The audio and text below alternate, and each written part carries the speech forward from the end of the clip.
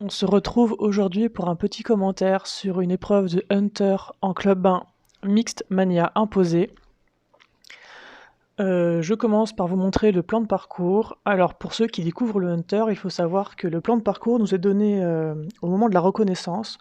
Donc soit il y a un plan qui est distribué pour tous les concurrents ou donné au coach, soit il est mis à la disposition à la cabine du jury, et dans ce cas il faut le prendre en photo avec votre téléphone et faire la reconnaissance de cette façon. Il faut savoir que la plupart du temps, il y a souvent le chef de piste qui fait la reconnaissance en même temps que nous, soit à pied, soit au micro.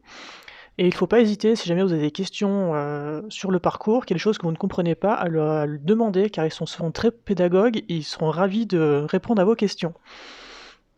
Donc sur ce parcours, nous avions 8 imposés à réaliser.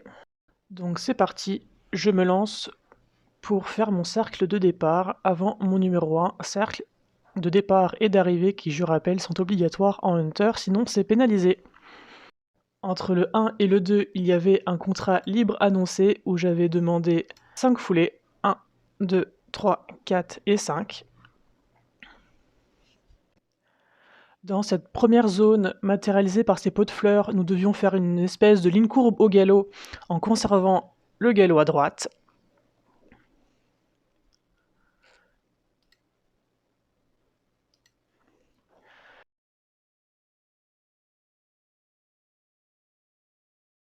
Après mon numéro 4, j'avais un tracé imposé où il fallait passer devant la fraise, mais derrière l'obstacle orange. Pour la ligne 5-6, il fallait passer dans les pots de fleurs, ce qui imposait un tracé où il fallait sauter la ligne entière de biais.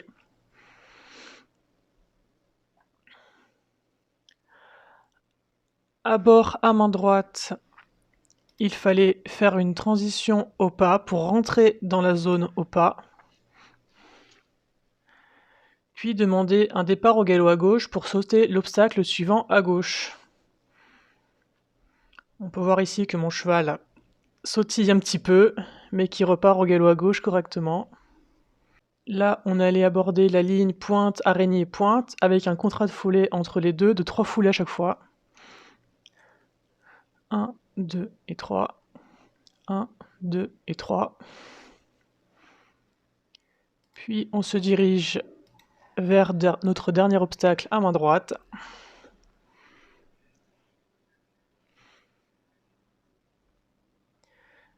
Et on finit avec notre cercle d'arrivée. Puisque mon cheval est sur le pied gauche, je le fais sur le pied gauche.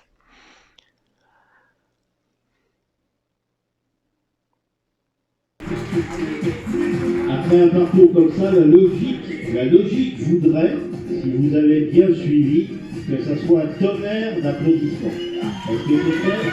Top, top, top.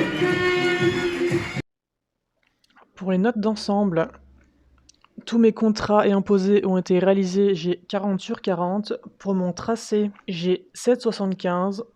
Pour mes abords, j'ai 8,25. On me reproche mes abords proches sur le 3 et le 4 et mon centrage sur le 11. Pour ma cadence, j'ai eu 8,75 où j'ai une petite perte de points sur la zone numéro 2 où je disais tout à l'heure que mon cheval sautait un petit peu en l'air avant le départ au galop à gauche à faux.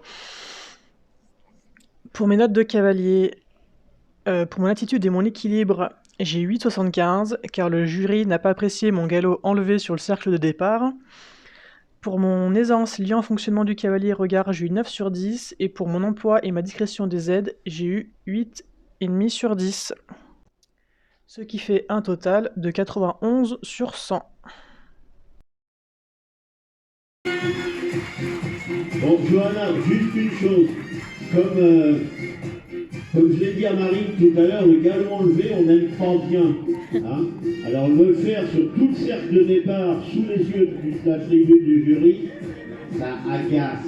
Hein, mais c'était très bien. Très joli parcours.